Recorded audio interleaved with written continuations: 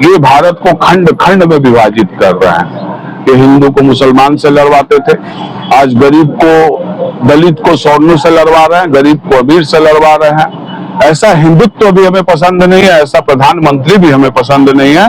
और पश्चिम बंगाल की जनता जिस तरीके से मुसलमानों के ऊपर ये बीजेपी SIR के नाम पे इलेक्शन कमीशन के साथ मिलकर अत्याचार कर रही है, उसका मुनासिब जवाब 29 तारीख को अपने वोट 23 और 29 तारीख को वोट देके देगी। और 4 तारीख को चौथई करो हमला, आवर जीतवे बांग्ला। कोलकाता की बेलीघाटा सीट से टीएमसी के उम्मीदवार कुणाल घोष के समर्थन में इन दिनों जोरदार चुनावी प्रचार किया जा रहा है। इसी कड़ी में बीती रात वार्ड नंबर 36 के राजा बाजार क्रॉसिंग पर काउंसिलर सचिन सिंह के नेतृत्व में एक विशाल जनसभा का आयोजन किया गया, जिसमें सैकड़ों की संख्या में टीएमसी समर्थक शामिल हुए। इस मौके पर सचिन सिंह ने सभा को संबोधित करते हुए कहा है कि इस बार का चुनाव बेहद ही अहम होने जा रहा है। उन्होंने आरोप लगाया है कि भारतीय जनता पार्टी ने पश्चिम बंगाल के खिलाफ दुष्प्रचार का अभियान छेड़ रखा है। उन्होंने लोगों से अपील करते हुए कहा है कि बीजेपी को हराने और ममता बनर्जी के हाथों को मजबूत करने के लिए इस बार भारी संख्या में वोट देकर कुणाल घोष को जोड़ा फूल चुनाव चिन्ह पर विजयी बनाना होगा।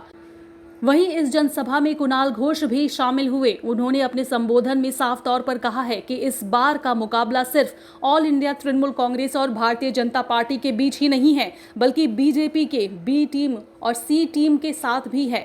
उन्होंने लोगों से अपील करते हुए कहा है कि इस चुनाव में किसी भी तरह की गलती की गुंजाइश नहीं है और सभी को एकजुट होकर ममता बनर्जी के हाथों को मजबूत करना है। साथ ही उन्होंने कहा है कि जनता अपना वोट सिर्फ और सिर्फ टीएमसी के जोड़ा फूल निशान पर देकर पार्टी को भारी बहुमत से विजयी बनाए। इस जनसभा में टीएमसी माइनॉरिटी सेल के कई नेता भी मौजूद रहे, जिनमें आलम अंसारी, कुदरत आलम बाबू और शाहिद रशीद सहित कई लीडरान शामिल थे। सभी नेताओं ने सभा के दौरान कार्यकर्ताओं और समर्थकों में खासा उत्साह देखने को मिला और पूरे इलाके में जोड़ा फूल के समर्थन के नारे गूंजते रहे, जिससे चुनावी माहौल और भी गर्मा गया। सबसे पहले आपको मैं सलाम करता हूं और कुछ भी कहने के पहले पश्चिम बंगाल और भारत के सभी लोगों से मैं एक ही बात पूछना चाहता हूं। ये अपने को विश्व गुरु कहते हैं। मैं कुछ शेरो शायरी शब्दों में कुछ बोल रहा हूं कि विश्व गुरु फिर नाक कटा के आए हैं, फिर अपनी औकात दिखा के आए हैं। पंचर निकली 56 इंच की छाती, इजराइल को अपना बाप बना के आए हैं। ये विश्व गुरु बनने की बात करते हैं, ये अखंड भारत बनाने की बात करते हैं। ये भारत को खंड खंड में विभाजित कर रहे हैं। ये हिंदू को मुसलमान से लड़वाते थे, आज गरीब को दलित को सवर्णों से लड़वा रहे हैं, गरीब को अमीर से लड़वा रहे हैं। ऐसा हिंदुत्व भी हमें पसंद नहीं है, ऐसा प्रधानमंत्री भी हमें पसंद नहीं है। और पश्चिम बंगाल की जनता जिस तरीके से मुसलमानों के ऊपर ये बीजेपी SIR के नाम पे इलेक्शन कमीशन के साथ मिलकर अत्याचार कर रही है, उसका मुनासिब जवाब 29 तारीख को अपने वोट 23 और 29 तारीख को वोट देके देगी। और 4 तारीख को चौथई करो हमला, आवर जीतवे बांग्ला 36 नंबर वार्ड इस लड़ाई के लिए प्रस्तुत है। ED, CBI, IT, income tax, जिसको जो करना है कर ले। पश्चिम बंगाल का हर एक जनता, चाहे वो मुसलमान हो चाहे वो हिंदू हो, ममता बनर्जी के उन्नयन के साथ है, ममता बनर्जी के साथ है। और हम आने वाले 4 तारीख को ये दिखा देंगे कि मोदी तुम्हारे 56 इंच के सामने हवाई चट्टी, फिर चौथी बार नवान्नों में जाएगी हवाई चप्पल पहन के। जीत होती है, मार्जिन में इफेक्ट क्या होगा हमको नहीं पता है। ये इतना जरूर पता है कि प्लानिंग से ये लोग वोट काटे हैं। प्लानिंग, जैसे 36 नंबर वार्ड का ही मुद्दा ले लो, 50% माइनॉरिटी वोट है, 50% हिंदू वोट है। हिंदू वोट को उतना वो नहीं काटे जितना माइनॉरिटी वोट के एक पार्ट में 70 वोट, 80 वोट, 100 वोट करके काटे हैं। तो थोड़ा बहुत अगर अंतर पड़ेगा भी, तो उनको ये नहीं पता है कि इस बार मुसलमान भाई तो हमें 2 हाथों से वोट देते हैं, इस बार हिंदू भाई भी दोनों हाथों से वोट देंगे और मार्जिन हम लोग उसको मैनेज कर लेंगे। बहुत सारे वोट से जितवाएगी कुणाल घोष को।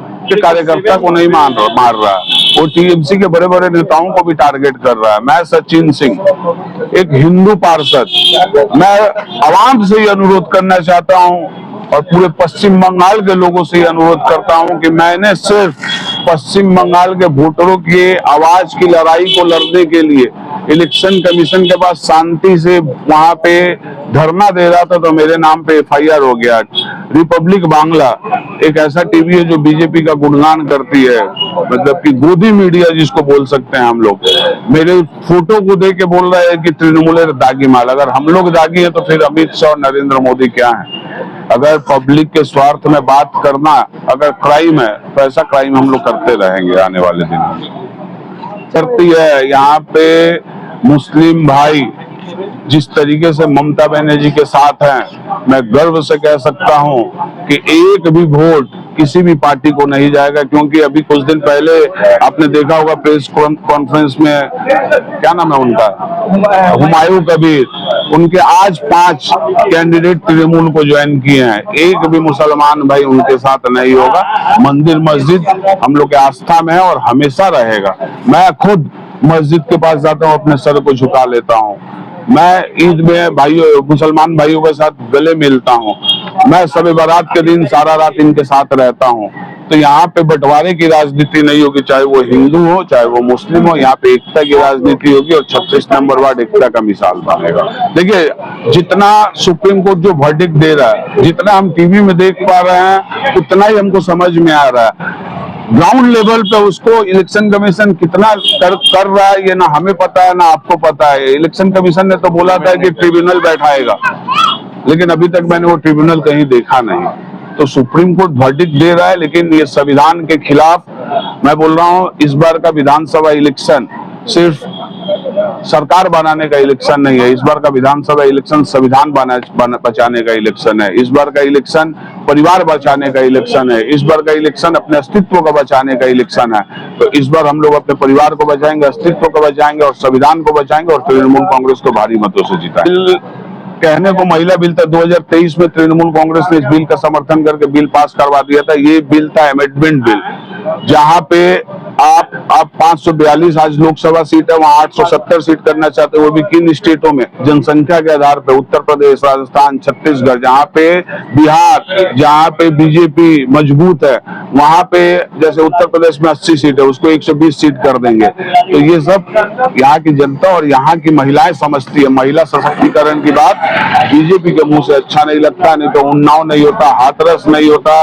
और मणिपुर में जिस तरीके से औरतों को नंगा करके पीटा गया, ये सब कांड नहीं होता। मणिपुर भी भारत में ही है, उन्नाव और हाथरस उत्तर प्रदेश में ही है। तो महिला सशक्तिकरण की बात करने वाले पहले अपने गिरेबान में झांक लीजिए, फिर पश्चिम बंगाल के बारे में बात। आज ही मेरा पार्टी ऑफिस तोड़ने आया था, आज ही पार्टी ऑफिस तोड़ने आया था।